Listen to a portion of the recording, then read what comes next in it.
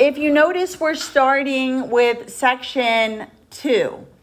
Section 1, you do have access to your ebook. It's just got some prerequisite knowledge that you should be aware of what's in lesson 1. I'm not going to actually test you on it, but it's just pre-algebra and algebra 1 content. So if you want to read what's in section 1, that's fine, but we're not going to do any homework or take any tests or quizzes on it. It's just prior knowledge that you should already have. So today we're going to get right into solving linear equations with one variable. Now this is still pre-algebra and algebra 1, this lesson, but again, it's just the beginning. So whenever you're solving an equation, you should always isolate the variable. Now we're also going to see some special cases today. What we're going to be seeing today is we're either going to have one solution, and it might end up being like x equals 2. Then we'll have no solution where the variables are going to cancel out and what's left is nonsense, which is down here. So for example, if I have x plus 2 equals x plus 3, notice as soon as I try to get my variables together, I'm ending up with 2 equals 3, which is nonsense. This is a false statement. So this is when you would end up with no solution. And when both sides of your equation are equal, let's say it's x plus 4 equals x plus 4, when both sides are equal, or even if you try to cancel out the variable, you're left with 4 equals 4, which is a true statement. So when that happens, the answer is going to be all real numbers. Now, when you're doing the WebAssign, read the instructions. They're going to tell you that when you get all real numbers as your answer, I believe they're going to tell you to type in the word real or reals. And then when it's no solution, they're going to have you type in DNE, does not exist. So when you're doing the homework tonight, read the instructions that are written next to the problem. Okay, don't type in no solution. You have to type in the letters DNE, but it'll tell you in each question. So just make sure you're reading it carefully. Now again, when you're doing these equations, it's obviously showing me work. You're showing me how you're using the inverse operations. So my first example, maybe when you took this in Algebra 1 or pre-algebra, they called this a two-step equation because what we're doing is two inverse operations to solve for this x. We're working backwards of PEMDAS. I don't know if your teacher taught you, but we're working backwards of PEMDAS. So like SAD MEP or SAD MEP. And we're always going to add or subtract first and then multiply or divide second. So in this particular case, what we're going to do is add the 6, because I'm adding or subtracting first. In this case, I'm adding, and then I'm left with the 3x. Notice the 6's have canceled here, and then 0 plus 6 equals 6. And then my next step, inverse step, would be to divide, and you get x equals 2. Remember, anytime you're solving for a variable, what you can do is you could check your answer by plugging it back in or substituting it back in to the original problem. So if I take my 2 and I plug it in or substitute it in for x, I can check to see if my answer is correct. So I'll go ahead and replace x with the 2. Go ahead and simplify that left side. 3 times 2 is 6, minus 6. It does give me 0, so my answer does check. So the correct answer here is x equals 2. For the next one, this one's got variables and letters on both sides. And again, it doesn't matter what you do first, whether you try to start moving your letters together first or your numbers. I'm going to go ahead and subtract the 3x. And it doesn't matter which way you move them. I could have also subtracted the 5x. So I'm going to go ahead and subtract that, drop down the rest of my problem, then end up with -8 here. Now I need to get my constants together, so I'm going to subtract 4 from both sides, and then I'm left with 2x equals negative 12. I got one more step here now. Divide both sides by 2, and x equals negative 6. Now again, I can do the check here. The check is not mandatory. If you do have time to do the check, it's highly recommended. So if I take my original problem, the 5x plus 4 equals 3x minus 8, replace x with negative 6. So every place I see x, I'm going to put in a negative 6. And then I'll simplify both sides. If both sides of my equation do not equal each other, then I've done something wrong. So 5 times negative 6 is negative 30. Over here, negative 18. And now when I combine them, I get negative 26 equals negative 26. It checks out. So x equals negative 6 is the correct answer. For number 3, again, we're doing inverse operations. Our goal is to isolate x. So I'm going to subtract 7. Now, at first glance, you might think, oh, it's a subtraction problem. I should be adding 7. But remember, your goal is to get x by itself, and I need to make that 7 become a 0. And now what remains is negative x equals positive 12. I can never, ever leave a negative variable. So what's assumed to be here is a negative 1. So I divide both sides by negative 1, and x equals negative 12. Because positive 12 divided by negative 1 is negative 12. And again, you could plug it in and check it. If it doesn't work out and give you a 19 when you plug in negative 12, then you've done something wrong. Number 4, again, isolate x. So I'm going to subtract the 2 first. Always add or subtract first. 7x equals 21. Next step will be division. And x equals 3. And again, you can plug it in to make sure it works. The next one, again, just like number 2, I've got variables and numbers on both sides. So again, work on getting your letters together and your numbers together. So I'm going to go ahead and add 2x. I'm going to move my letters to the left. 7x plus 3 equals 6. Subtract 3. 7x equals 3. One last step. Divide by 7, and x equals 3 over 7. So your answers do not have to be integers. You can get fraction answers. So just be careful. So the 7 had canceled. 7 divided by 7 gave you just the 1x, and then you just leave it as 3 over 7. Now, if the instructions say convert it to a decimal, you would do that. But in this case, just leave it a fraction. Number 7, again, same thing. It's a 2-step equation. We're going to always add or subtract first. So I'm going to subtract the 7 from both sides. So subtract 7. I'm left with negative 2x equals 8. Now again, be careful. This negative sign, that sign is attached to that 2. It's a negative 2. And now you'll divide both sides by negative 2. And you end up with x equals negative 4. And again, you can still plug it in and check it. Now, I know some of these might be kind of easy. You might say, I can do these in my head.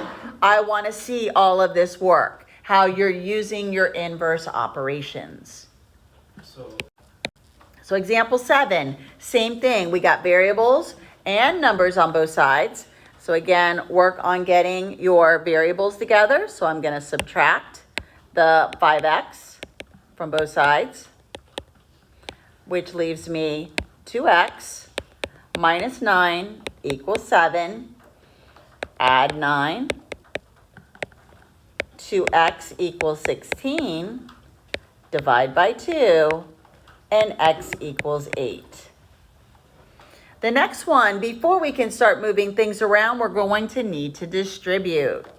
So I'm going to distribute the 6 to the x and to the negative 1. Drop down my plus 4. Distribute the 3 to the 7x and to the positive 1. Now I'm going to combine these like terms here first. So I'm going to combine -6 and 4. They're on the same side of the equal sign. So I'm not doing inverse here yet. I'm just going to subtract or add -6 plus 4. Now I start my inverse operation process. I'm going to go ahead and move my letters together. Now, if you noticed on all the examples I did before, I always move my letters to the left.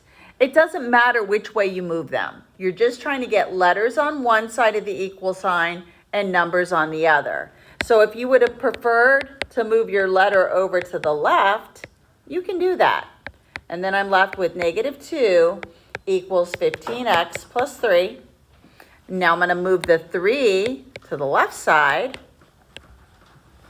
And now I'm left with -5 equals 15x. I'm going to go ahead and rewrite it over here so I don't have to squeeze it in there. So now I'm at -5 equals 15x.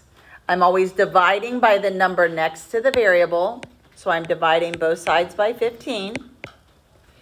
And then now I'm left with -5 over 15 equals x. And I got to simplify my fraction. 5 over 15 simplifies to 1/3. And that's your final answer. Now, if you would have preferred to move the 21 to the other side, you would have gotten a -15x. It'll still end up with the exact same answer.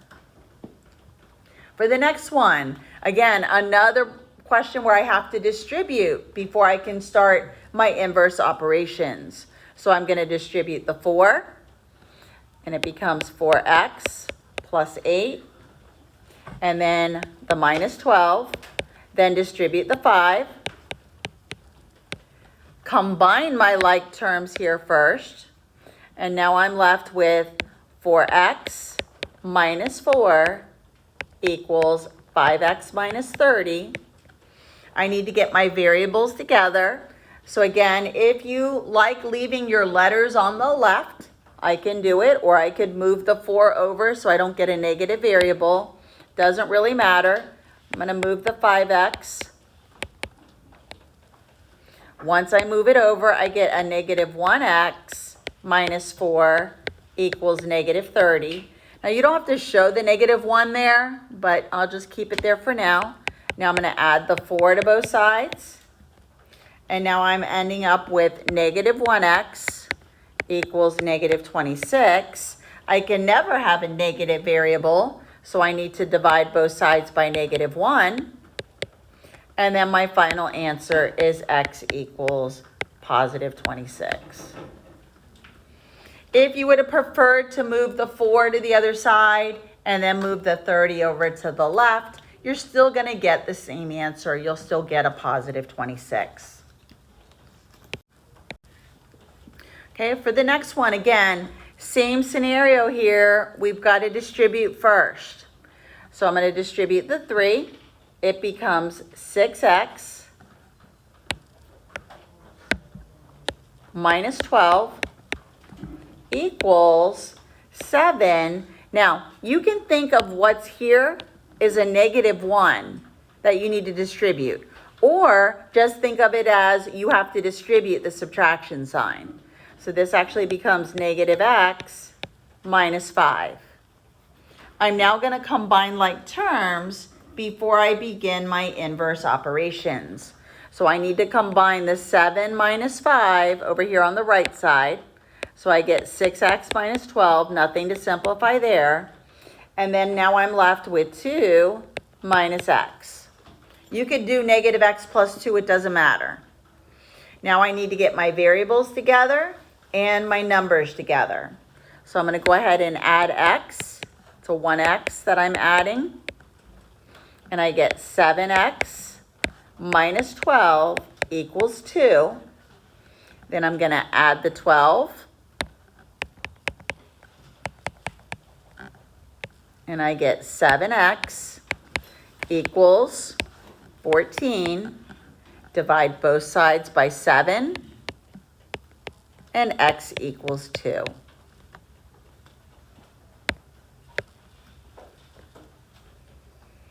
Next one, Same thing. Notice that subtraction sign in front of that parentheses. So you got to distribute that subtraction sign into the parentheses. The first one, I'm going to distribute the 4 to the negative 2x, the 4 to the positive 1. Over here, I get a 6, and then I'm going to distribute the subtraction sign. And now I need to combine like terms. I need to combine the 6 plus 4. So this side is the same. Negative 8x plus 4 equals 10 minus 2x.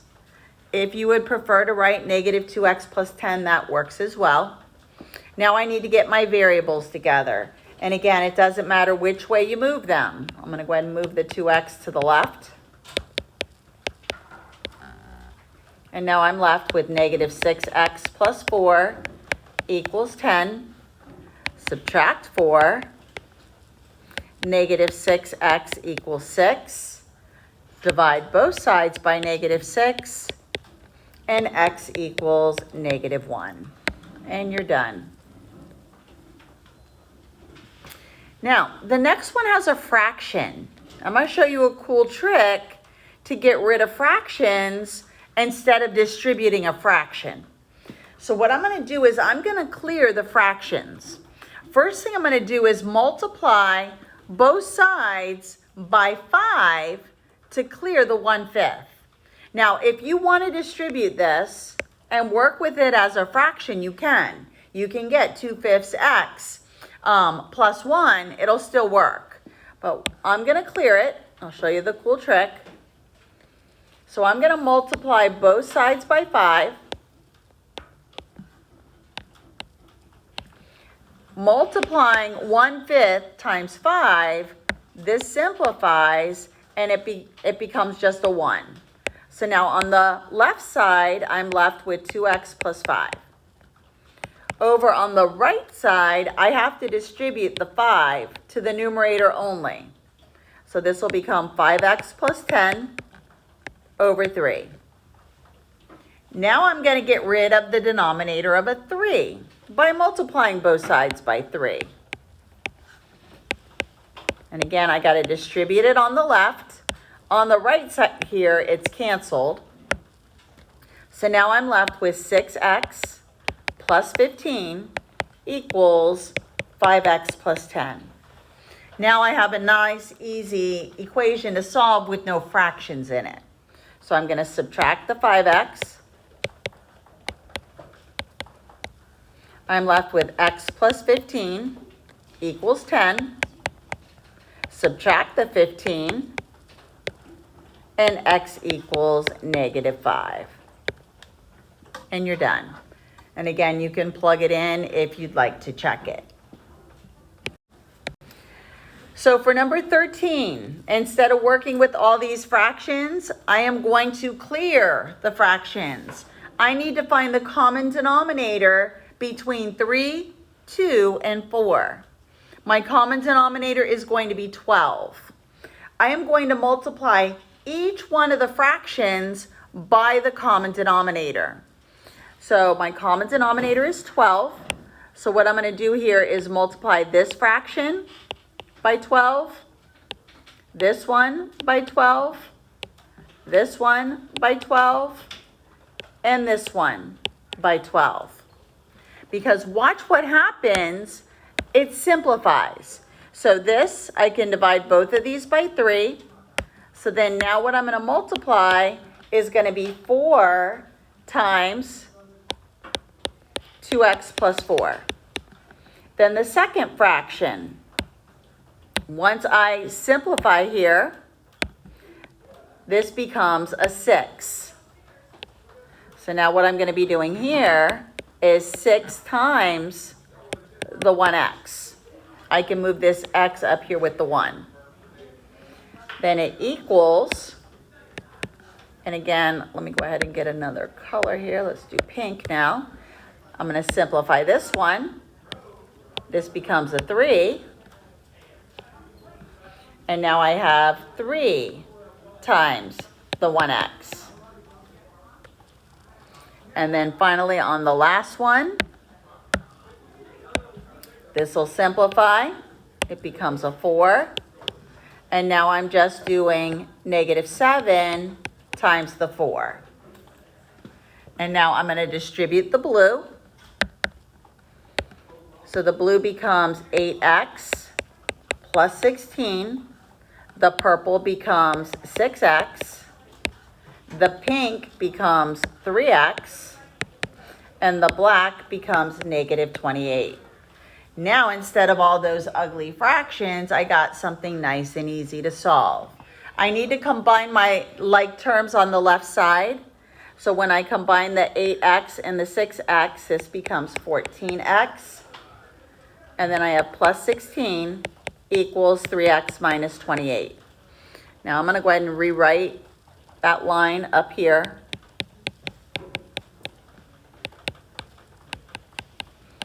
I now need to get my variables together. So I'm going to subtract the 3x. I get 11x plus 16 equals -28. I'm going to move the 16 by subtracting it. And now I'm left with 11x equals -44. Divide both sides by 11.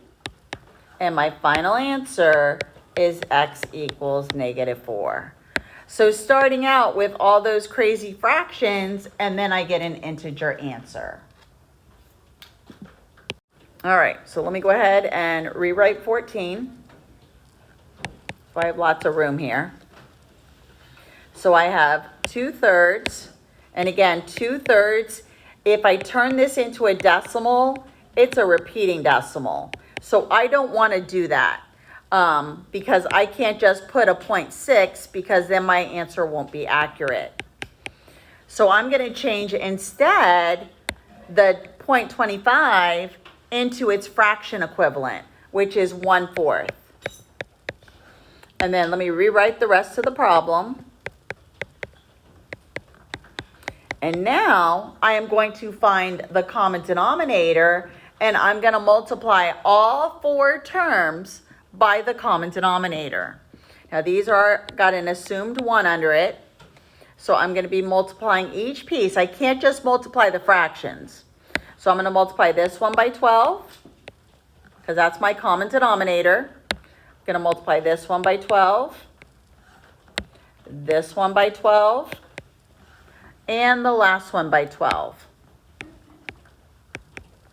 So now my new problem, once I simplify here, the 12 now becomes a 4. So this becomes an 8x.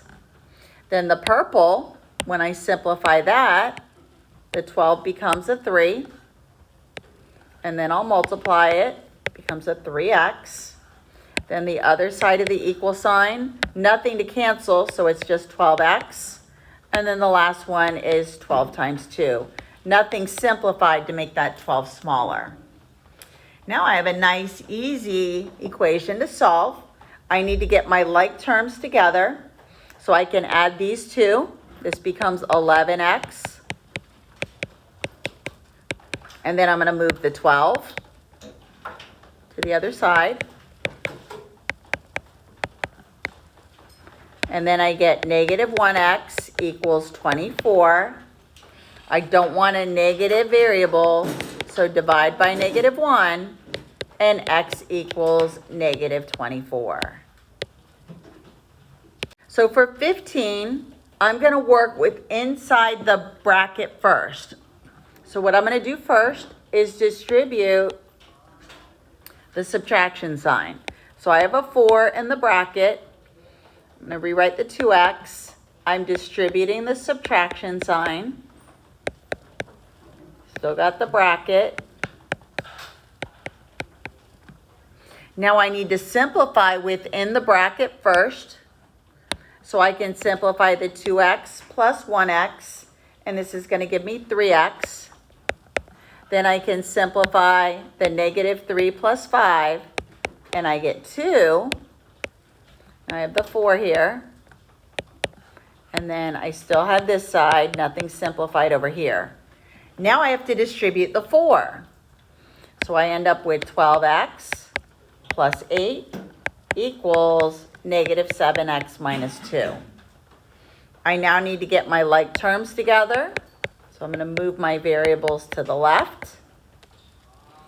And now I have 19x plus 8 equals negative 2. And now I need to get the 8 to the other side. So I'll subtract it. And I get 19x equals negative 10. Divide both sides by 19. And my answer is x equals negative 10 over 19. Now you can write it with the negative sign in the top of the fraction, or you could pull it out to the front. So it doesn't matter. Whenever you have only one negative sign in your problem, then the final fraction is negative. So again, you can have fractions as answers. Doesn't always just have to be an integer. Now we're going to see the special cases of all real numbers and of no solution. Okay, so for 16, these are going to be our special cases. So if it's all real numbers, now you might have also seen all real numbers as infinitely many solutions in middle school or in your Algebra 1 class. The symbol for all real numbers is actually 2 lines, and then you put like a capital R on top of it. But for WebAssign, when you get all real numbers as your answer, you're typing in the letter or the word reals. When your answer is no solution, you're going to be typing in DNE, which stands for does not exist. Now, it's going to tell you in the problem what to type in. So just read it and then you'll know what you're typing in. So let's go ahead and see what the equation or the final thing is going to look like to determine, is it one solution like we've seen on the first 15 examples? It was always x equals just either a fraction or it could be a decimal and it could be an integer. Or is it going to be all real numbers or no solution? So let's go ahead and do the first one. We're going to distribute first. So negative 2x minus 8 plus 3x equals x minus 8. I need to combine my like terms. So once I combine these, I get x minus 8. Now, if at this point you realize that the left side equals the right side, this is a clue that it's going to be all real numbers. So you would type in reals. Now, if you didn't catch it, you could still keep on starting your solving process by subtracting x, and then you get negative 8 equals negative 8, which is a true statement. So at any point when you get a true statement, you could stop. But let's say you kept on going, and you get 0 equals 0, which is still a true statement. So when all the variables cancel and you're left with a true statement, the answer to this problem, you're going to type in WebAssign, you're going to write reals, because the answer here is all real numbers. It doesn't matter what x is. Whatever number you plug in for x, you're always going to get both sides to equal each other. Then number 17, same thing, we're going to distribute first. I get 9x minus 3. As soon as I start to get my variables together, or even my numbers, if I move the 3 over, I get 9x equals 9x plus 10. Already I'm going to see that my variables are going to cancel, and I'm going to be left with nonsense. This gives me 0 equals 10. Because this is a false statement, 0 will never equal 10. This is going to be no solution.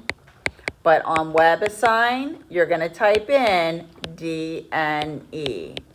On the test or the quiz for this, I would accept either answer. You might have also seen in your Algebra 1 or pre-algebra class that no solution is a circle with a slash. I would accept any of these answers. Let's try number 18. Again, I'm going to distribute and then combine like terms and continue the solving process. So I'm going to distribute the negative 6. That's going to give me negative 12x minus 6 minus 3x plus 12 equals negative 15x plus 1. I need to work on combining like terms here, so I can add negative 12x minus 3x, and I get negative 15x. Then I need to combine the negative 6 with the positive 12. I get positive 6, and then drop down this other side. Start working on combining my like terms, moving my letters together. Notice on both sides, the x's cancel. So now I'm left with 6 is equal to 1, which will never happen. So in this case, it is no solution. This will never happen. So because this is a false statement, and this is not true, my answer here is no solution. So no solution, and again on WebAssign, you're typing in DNE. Does not exist. And one last example. Again, let's go ahead. Now in this case, I'm not going to go ahead and multiply everything by the common denominator because this one's easy enough to distribute. All of the two terms that are inside that parentheses are divisible by 2. So I'm just going to distribute it as a half. I'm just going to divide both of those terms by 2 instead of trying to clear that fraction. So half of 6x is 3x, half of 14 is 7, x plus 1, distribute the 2, and now look to combine like terms. I can combine 1x and 2x. This will give me 3x, and then I can combine 1 plus 6, and I get 7. Notice both sides of my equation are the same, but if you didn't catch it, keep on going. At this point, you could stop and say it's all real numbers. But if you didn't catch it, let's keep going. Subtract the 7s. You get 3x equals 3x. Again, this is an identity. It's a true statement. You don't even have to go any further. You could divide both sides by 3, by 3x, and then you get 1 equals 1. So this is a true statement. But as soon as you got to this point, if you recognize that both sides were the same, you could stop and type into WebAssign reals, because the answer here is all real numbers. And again, the symbol, 2 little lines, and then draw an R on top. That's the symbol for all real numbers. So that is it for your very first section in chapter 1.